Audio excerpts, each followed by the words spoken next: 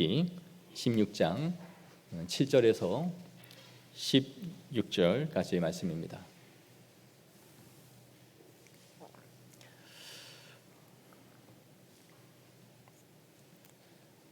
우리 교독하겠습니다. 여호와의 사자가 광야의 샘물 곁 곧 술길 샘 곁에서 그를 만나 이르되 사레의 여종 하가라, 내가 어디서 왔으며 어디로 가느냐? 그가 이르되 나는 내 여주인 사레를 피하여 도망하나이다. 여호와의 사자가 그에게 이르되 내 여주인에게로 돌아가서 그 수하에 복종하라. 여호와의 사자가 또 그에게 이르되 내가 내 씨를 크게 번성하여 그 수가 많아 셀 수 없게 하리라. 여호와의 사자가 또 그에게 이르되 내가 임신하였은즉 아들을 낳으리니 그 이름을 이스마엘이라 하라. 이는 여호와께서 내 고통을 들으셨음이니라. 그가 사람 중에 들나귀 같이 되리니 그의 손이 모든 사람을 치겠고 모든 사람의 손이 그를 칠지며 그가 모든 형제와 대항에서 살리라 하니라. 하갈이 자기에게 이르신 여호와의 이름을 나를 살피시는 하나님이라 하였으니 이는 내가 어떻게 여기서 나를 살피시는 하나님을 배웠는고 함이라. 이러므로 그 샘을 부엘라헬로이라 불렀으며 그것은 가데스와 베렛 사이에 있더라. 하갈이 아브라함의 아들을 낳음에 아브라함이 하갈이 낳은 그 아들을 이름하여 이스마엘이라 하였더라. 하갈이 아브라함에게 이스마엘을 낳았을 때에 아브라함이 86세였더라. 아멘.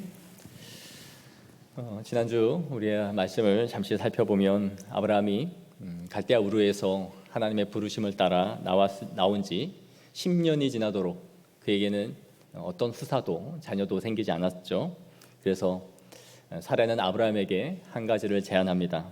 그의 여종 하갈을 첩으로 삼게 하여 아들을 낳자라는 것이죠. 이 과정에서 아브라함은 어떤 기도도 하지 않았고 그 사례의 말에 따라 순순히 따라갔습니다.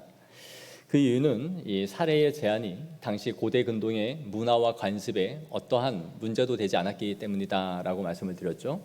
모든 사람들이 일반적으로 첩을 통해 자녀가 없을 경우 그 첩을 통하여 후사를 이어가는 것이 당시의 모든 문화였기 때문에 아브라함은 아무런 생각 없이 그것을 따라간 것이죠. 두 사람은 그 시대의 정신과 이 관념을 넘어서지 못했다라고 말씀을 드렸어요.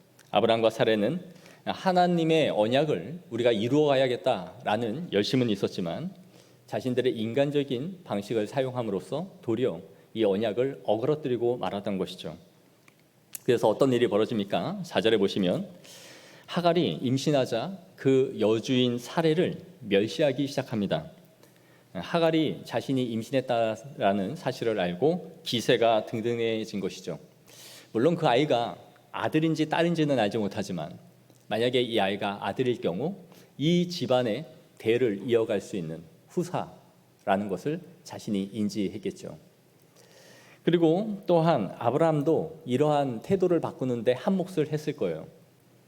85세의 나이에 첫 아이를 갖게 됐다. 어땠을까요? 우리도 첫 아이를 가졌을 때의 그 감동이 있지 않습니까? 말할 수 없는 기쁨이 있죠. 그런데 80평생에 첫 아이를 임신했다. 아마 이 하갈을 금이야 오기야 하면서 혹시 잘못되지는 않을까 하면서 그의 처우를 개선해주고 엄청 받들어줬겠죠. 그러니 이 분위기를 감지한 하갈이 기세가 등등해질 수밖에 없죠. 그래서 이 주인 사레를 멸시하기 시작합니다. 깔보기 시작한 거죠. 이 모습을 본 사레의 마음은 어떠했을까요? 잠언에 보면 이 세상을 진동시킬 만한 것이 서너 가지가 있다라고 하면서 이렇게 말씀해요. 곧 종이 임금된 것과 미련한 자가 음식으로 배부른 것과 미움받는 여자가 시집간 것과 여종이 주모를 이은 것이니라. 솔로몬이 이 잠언을 쓰면서 이 세상에 일어난 수많은 일들 중에 눈꼴 사나운 것이 있는데 그 중에 이 여종이 주모가 되고 종이 임금이 되는 것이다 라고 말해요. 어제까지만 해도 노예살이를 했던 이 하갈이 아이를 가졌다라는 이유로 자신을 괄시하고 멸시하자 아마 피가 거꾸로 솟는 것 같은 생각이 들었겠죠. 그러자 어떻게 합니까? 남편 아브라함에 가서 성질을 부리고 압박을 가하기 시작합니다. 이제 바가지가 시작된 거죠. 5절에 내가 받는 모욕은 당신이 받아야 옳도다. 내가 나의 여종을 당신의 품에 두었거늘 그가 자기의 임신함을 알고 나를 멸시하니 당신과 나 사이에 여호와께서 판단하시기를 원하노라. 아브라함이 그러자고 했습니까? 자기가 그러자고 했죠. 자기가 제안을 했고 아브라함은 그냥 따라갔을 뿐인데 종로에서 뺨을 맞고 한강에서 눈을 흘기고 있어요. 아브라함에게 이 모든 화를 이제 쏟아내기 시작하는 것이죠. 물론 아브라함이 하갈을 처우를 개선하고 그렇게 받들듯이 했다면 물론 그에게도 일정한 책임이 있었으니 이렇게 할 수도 있었겠죠. 그럼에도 자신의 생각으로 이 일을 벌려놓고는 여호와 하나님의 이름을 운운하기까지 합니다. 그러면서 아브라함을 쪼기 시작하죠. 인간의 모습이죠. 다 잘 되면 내 탓이고 안 되면 남 탓이에요. 이제 이런 식으로 일이 뻐그러지고 상황이 이렇게 흐르자 이제 아브라함을 압박하면서 고통을 주기 시작합니다. 아브라함은 여기에 자기가 직접 나서서 무언가를 해결하기보다는 수동적으로 반응을 해요. 당신의 요종이니까 당신 마음대로 할 권한이 있지 않냐. 그러니까 당신의 눈에 좋은 대로 그냥 행하라 라고 합니다. 아브라함이 이러지도 저러지도 못하는 이 상황에서 당신 좋을 대로 그냥 해요 라고 넘긴 거죠. 그러자 사례는 어떻게 해요? 이제 하갈을 학대하기 시작합니다. 이 학대라는 말이 어디에서 쓰였느냐면 이스라엘 백성들이 애굽에서 노예 생활을 할 때 애굽이 이스라엘 백성들을 학대하고 괴롭히고 고통을 주었다 할 때에 쓰이는 말과 동일한 말이에요.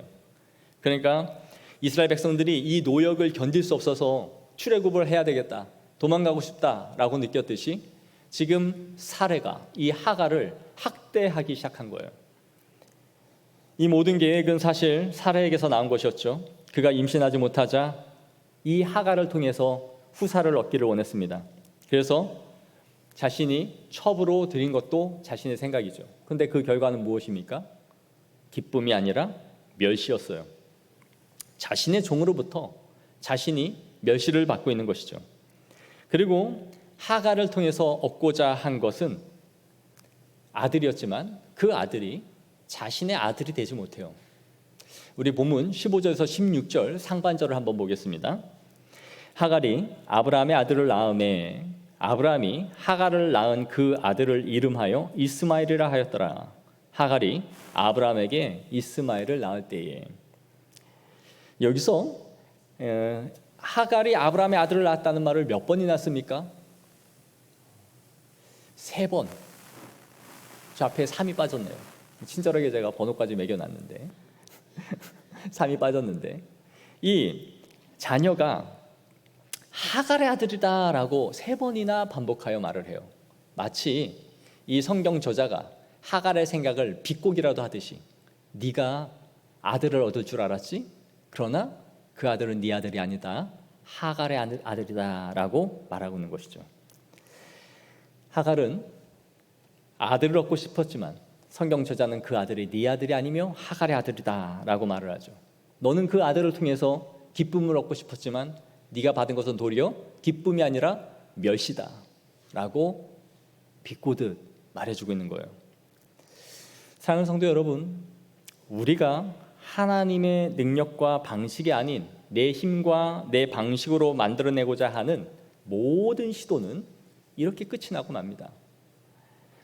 그것이 내가 구하고 얻고자 하는 것이 부이든지 명예이든지 권력이든지 아니면 학업의 성공이든지 내 세상에서의 사업의 성공이든지 그것이 무엇이든 하나님의 방식에서 벗어난 인간의 시도는 다 패망과 괴로움과 슬픔으로 끝이 날 뿐이에요. 우리가 하나님의 자녀가 되었다는 것은 우리가 살아가는 방식이 이미 정해져 있다는 걸 의미해요. 이 세상 사람들은 이 세상에 돌아가는 수없이 많은 편법과 이 세상의 논리와 자신의 인간적인 수단과 방법들을 많이 가지고 있어요. 그러나 그리스도인들에게는 쓸 수 있는 카드가 없습니다. 하나님의 방식과 그 뜻을 추구하는 것 외에는 우리가 쓸 수 있는 카드가 아니에요. 그 결과는 결국 고통이요, 멸시요, 천대밖에 없다라는 것이죠. 송충이가 솔잎을 먹어야 하듯이, 물고기가 물 밖에 나가면 퍼득퍼득거리다가 죽고 말듯이, 하나님의 백성들은 살아가는 길과 방향과 방식들이 정해져 있는 거예요. 그걸 벗어나서는 선택할 수 있는 길이 없습니다. 우리는 하나님이 길이 완전하기에 그 길을 따라가는 성도들을 온전케 하시고 평안으로 인도하시는 줄을 믿고 나아가기를 소망합니다. 하갈은 사레의 이 학대를 견딜 수가 없어서 이제 도망을 가요. 아마 사레는 자신의 고향 애굽으로 가고 싶었던 것 같아요. 그래서 오늘 본문에 보시면 광야의 샘물 곁 술길이라고 되어 있습니다. 술광야, 술광야 쪽으로 갔어요. 가나안 땅에서 굉장히 멀리 내려간 겁니다. 애굽 방향을 향해서 계속 내려간 것이죠. 이렇게 정처 없이 도망가고 있을 때에 누가 나타납니까? 여호와의 사자가 나타나요. 그리고 이 여인에게 묻습니다. 네가 어디서 와서 어디로 가느냐? 이 질문이 의미하는 바가 뭘까요? 네가 어디서 와서 어디로 가느냐? 네 정체성이 무엇인지를 묻고 있는 거예요. 네가 누구인데 어디로 와서 지금 어디로 가느냐? 하나님이 아담이 범죄하였을 때에 물으셨죠. 네가 어디 있느냐?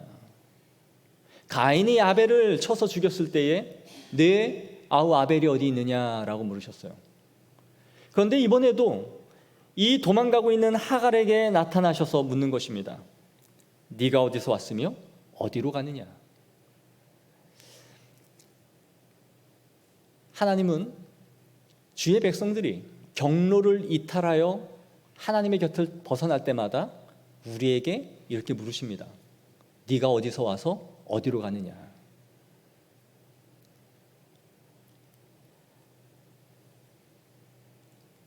우리가 주님의 곁을 떠나 헤매면 성령님께서 우리에게 이렇게 촉구하시는 소리를 듣지 않습니까? 네가 어디로부터 와서 어디로 가느냐? 이 말씀은 하나님이 주신 경로를 이탈하여 자신의 의지대로, 자신의 판단대로 선택하여 걸어가고 있는 우리들에게 던지시는 질문인 거예요. 이 질문의 의미는 너는 내 자녀가 아니냐? 너는 내 백성이 아니냐? 그런데 지금 어디로 가며 무엇을 하고 있느냐? 하나님이 몰라서 묻는 건가요?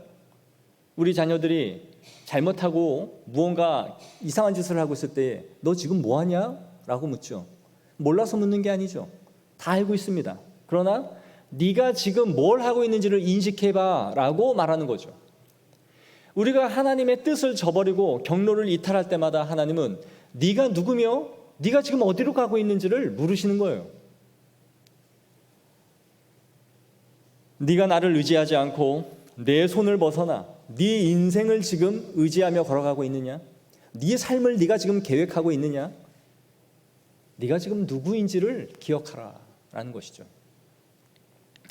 아담과 가인은 모두 이 질문에 변명을 했습니다. 저는 두려워서 숨었습니다. 내가 내 아우를 지키는 자니까. 정직하게 이 질문에 우리가 답을 하지 않는단 말이에요. 성령님께서 우리에게 너는 누구이며 어디로부터 왔고 어디로 가느냐라고 물을 때마다 우리는 그 하나님을 정직하게 대면해야 됩니다. 내가 경로를 이탈한 것이 아닌가? 내가 하나님의 손길을 지금 벗어난 것이 아닌가? 내가 자의적으로 말씀을 판단하고 내 의지대로 지금 걸어가면서도 그걸 합리화시키고 있는 것은 아닌가? 거기에 바른 답을 할 수 있기를 원합니다. 오늘 하갈은 이 질문을 정직하게 반응해요. 나는 내 여주인의 살해를 피하여 도망하나이다. 내 주인이 살해라는 것을 여기서 담아냈죠. 그리고 나는 도망하는 중입니다 라고 정직하게 말을 했어요. 여호와의 사자는 말씀합니다. 내 여주인에게로 돌아가서 그 수하에 복종하라. 이 얼마나 고통스러운 말입니까? 살겠다고 도망친 여인이에요. 이 고통에 자기가 견딜 수 없어서 도망하고 있는 이 하갈에게 하나님이 이 여호와의 사자가 돌아가서 그 수하에 복종하라라고 말을 하는 거예요. 하갈은 이때로 학대를 당하는 내 아들, 아직 태어나지도 못한 이 아들까지 죽을지도 모르겠다. 나도 죽고 내 태중에 있는 아이까지도 죽을지도 모르겠다라는 이 공포와 두려움을 가지고 이 공포의 손길을 벗어나기 위해서 도망치고 있는데 여호와의 사자가 나타나서 너는 돌아가서 네 수하에 그 여인에게 복종하라라고 말씀하시는 거예요. 하갈에게 내려진 이 명령은 매우 가혹하고 무정해 보이기까지 합니다. 그런데 여호와의 사자가 하갈을 무작정 가라고 돌려보낸 것이 아니에요. 이 태중에 있는 아이에게 약속을 해주고 있는 것을 볼 수 있어요. 또 그에게 이르되 내가 내 씨를 크게 번성하여 그 수가 많아 셀 수 없게 하리라. 이거 누구에게 주신 약속입니까? 아브라함에게 주신 약속이에요. 아브라함에게 주신 약속과 버금가는 약속을 지금 하갈에게 주고 있는 것이죠. 하늘의 별과 같이 바다의 모래와 같이 많게 하리라 하는 말씀처럼 네 이스마엘 네 후손을 통하여 이 아이가 큰 민족을 이루게 할 것이다 라는 약속을 주신 거예요. 그리고 뭐라고 하십니까? 네가 임신하였은즉 아들을 낳으리니 그 이름을 이스마엘이라 하라. 성경에 보면 수태고지를 주는 본문이 몇 군데가 나옵니다. 삼손의 아버지 마노아에게 나타나서 삼손을 주실 것을 말씀하시죠. 그리고 세례 요한을 낳을 때에 엘리사벳에게 나타나셔서 그 아이의 이름을 요한이라 하라라고 수태고지를 또 해줍니다. 그리고 역시 예수님의 탄생을 예고하시는 말씀이 마리아에게 있죠. 네 아들을 낳으리니 그 이름을 예수라 하라. 이 감격스러운 수태고지를 최초로 듣고 있는 여인이 누구예요? 바로 하갈이라는 거예요. 이 여종 하갈에게 하나님이 나타나셔서 이스마엘이라라고 말씀해주고 있는 것이죠. 이어지는 12절은 그 아들의 운명과 삶이 어떠할지를 말씀해 줍니다. 그가 사람 중에 들나귀같이 되리니 그의 손이 모든 사람을 치겠고 모든 사람의 손이 그를 칠지며 그가 모든 형제를 대항해서 살리라. 이 들나귀는 사막에 사는데 이 당나귀보다는 말에 가까운 짐승이라고 그래요.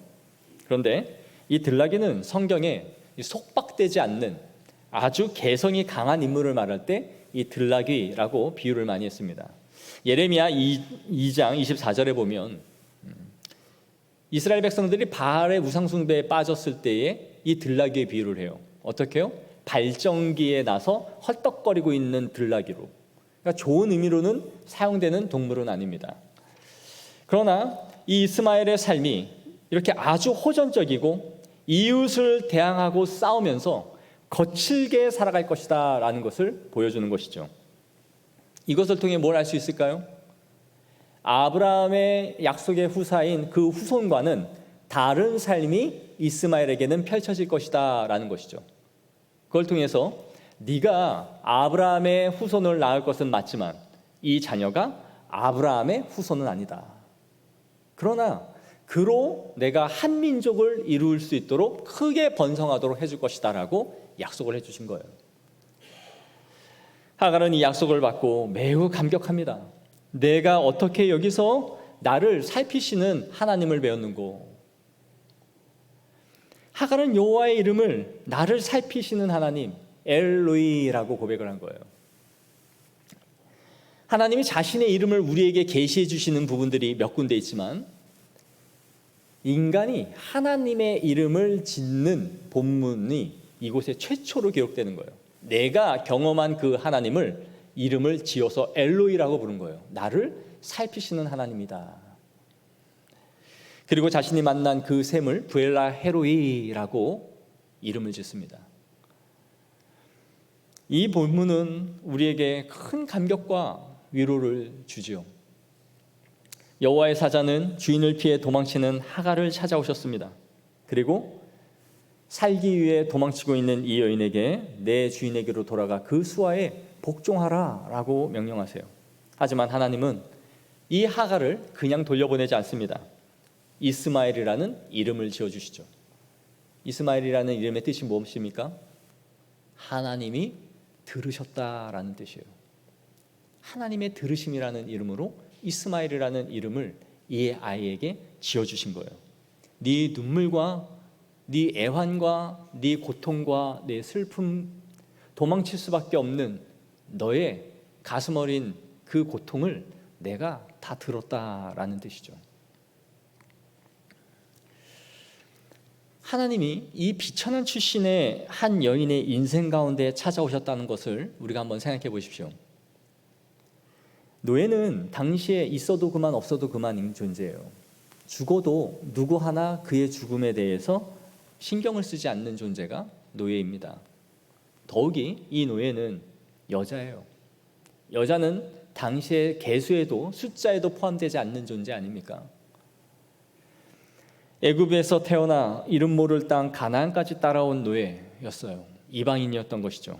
자신의 의지와 상관없이 결혼을 했고 아이를 갖게 되었어요.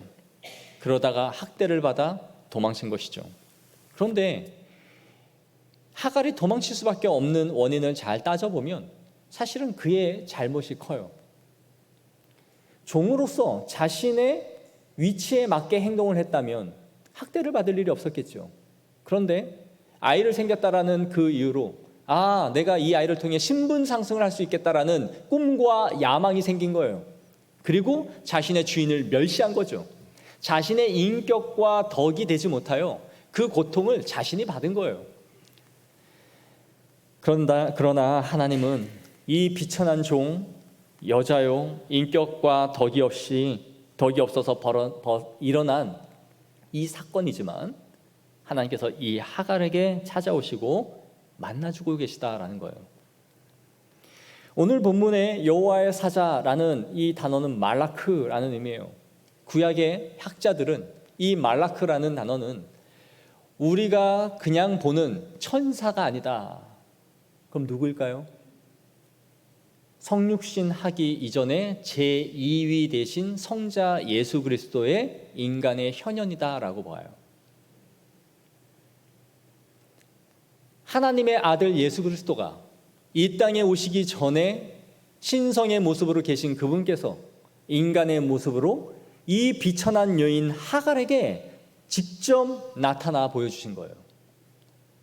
그리고 이 여인에게 수태고지를 주시며 이스마엘이라 이름하게 하신 것이죠.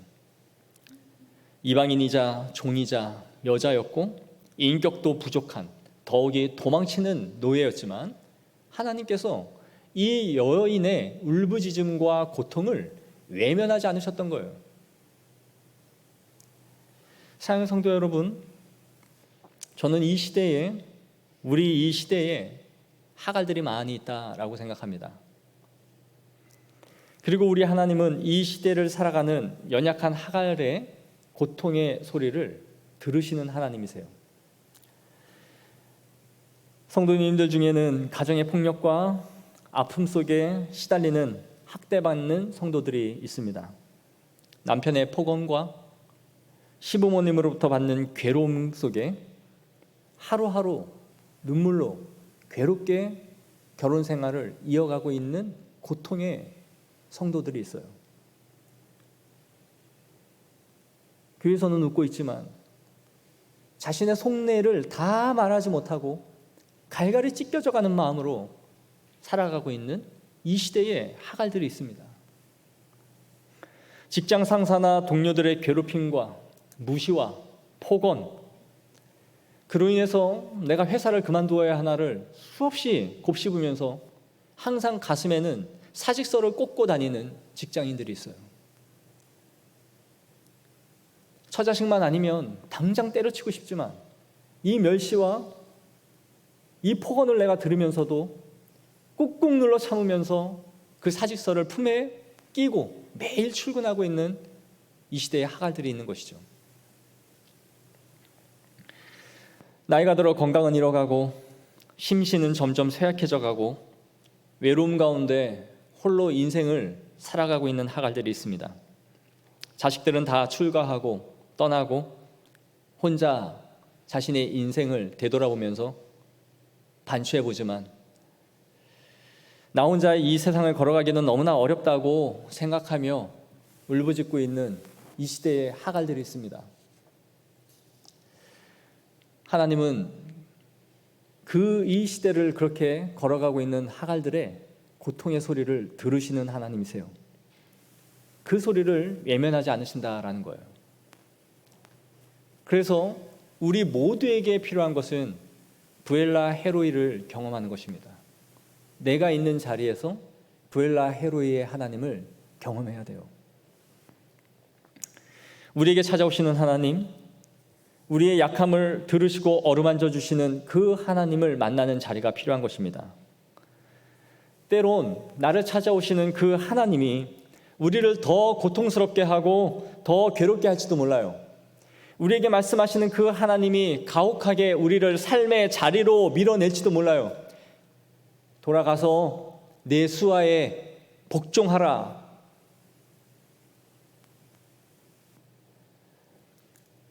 오히려 우리를 겸손히 그 자리에 돌아가 배우라고 하실지도 몰라요. 우리는 이 말씀을 들을 때에 하나님 그러고 싶지 않아요. 내 삶의 무게를 하나님은 모르십니까? 내가 왜 여기까지 도망쳐야 했는지를 주님 모르십니까? 내가 왜 나의 삶의 자리로 자꾸 나를 끌어가서 그 벼랑 끝에 나를 세우시고 자꾸 나를 괴롭게 하라 합니까? 도대체 이 끝은 어디입니까?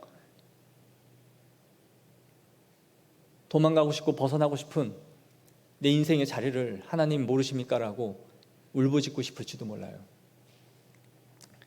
그러나 하나님은 우리를 무조건 우겨 넣으시는 하나님이 아니십니다.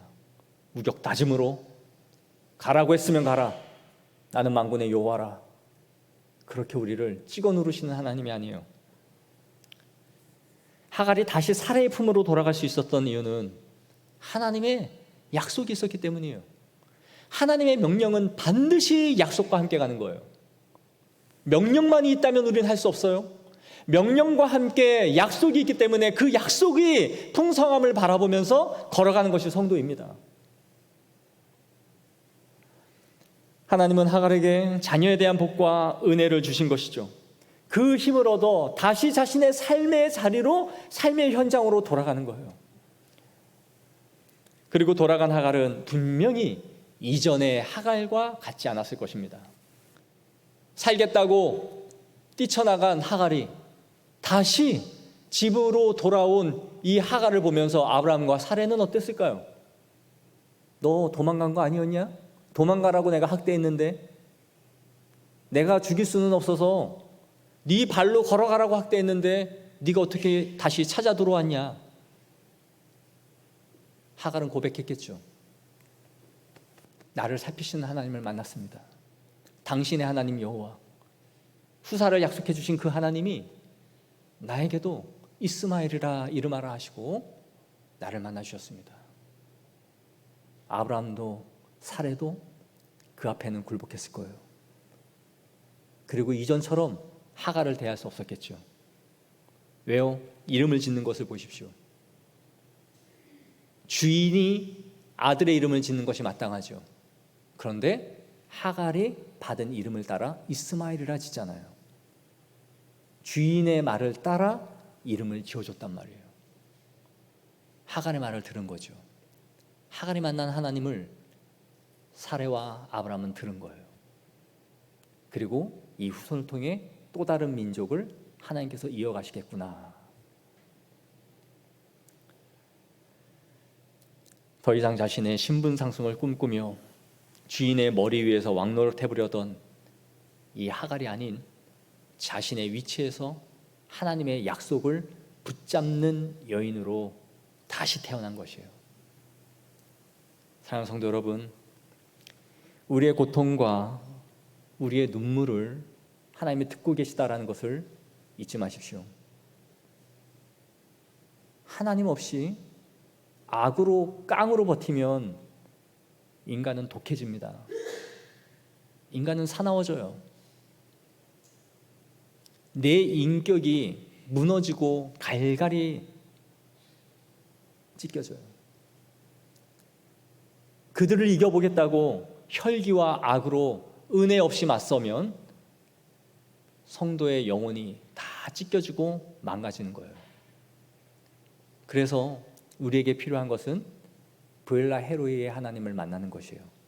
나를 살피시는 하나님을 만날 때에만이 우리는 은혜로 그 고통을 이겨내는 줄 믿습니다. 시편 기자가 어떻게 고백합니까? 나의 유리함을 주께서 계수하셨사오니 나의 눈물을 주의 병에 담으소서. 내 눈물을 병에 담을 만큼 하나님 앞에 호소하며 울고 괴로워했던 것이에요. 그 하나님을 우리의 눈물을 받으시는 줄로 믿습니다. 사랑하는 성도 여러분, 상처받고 찢겨진 마음을 어루만지시는 우리의 브엘라 헤로의 하나님을 경험하는 성도들이 되어지기를 소망합니다. 그리고 하나님은 우리의 환경을 바꾸시고 만져주실 것입니다. 주님의 위로와 사랑을 우리에게 넘치게 부어주셔서 우리의 삶의 현장으로, 우리의 가정으로, 우리의 직장으로 다시 우리의 주변에 있는 사람들에게 설 수 있도록 우리에게 힘을 주실 줄 믿습니다. 그 하나님을 경험하며 이 한 주도 이겨내시고 괴롭고 슬플 때마다 주님 앞에 우리의 마음을 토설하여 우리의 눈물을 들으시는 하나님 앞에 나아가는 성도들이 되어지기를 소망합니다. 기도하겠습니다.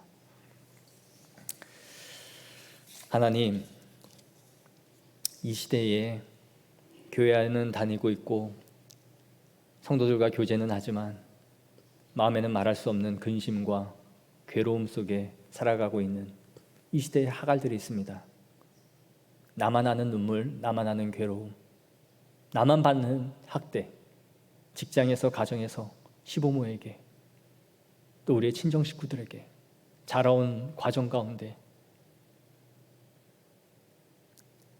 세상에서 내가 가장 비천한 여인처럼, 비천한 사람처럼 살아가고 있는 주의 백성들이 있습니다. 가장의 무게에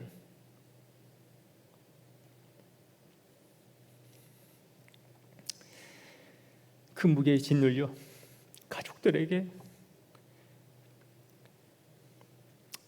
말하지 못하는 이 시대에 남성들이 있습니다. 그 고통과 한숨을 외면하지 않으시는 그 하나님 앞에 우리가 날마다 나아가게 하옵소서. 그리고 내가 눈물을 흘리는 그 자리가 브엘라 헤로이의 하나님을 만나는 그 자리가 되게 하여 주시옵소서. 우리에게 말씀으로 위로하여 주시고 내 삶의 자리를 벗어나고 싶은, 도망치고 싶은 인생의 무게 가운데서 하나님을 만나게 하여 주셔서 나를 싸매시고 나에게 약속하사 다시 그 삶의 자리를 뚜벅뚜벅 걸어가게 하시는 그 하나님을 경험할 수 있도록 주의 은혜를 베풀어 주시옵소서. 나를 살피시는 그 하나님이 계시다는 것을 알기 때문에 이 세상 사람들이 다 몰라주고 내 마음을 헤아려 주지 못한다 할지라도 그 하나님 앞에 눈물 흘릴 때마다 항상 만나주시는 그 하나님을 경험하고 은혜로 이 세상을 이겨낼 수 있도록 주님 역사하여 주시고 힘을 주시옵소서. 존귀하신 우리 주 예수 그리스도 이름으로 기도하옵나이다. 아멘. 교회 소식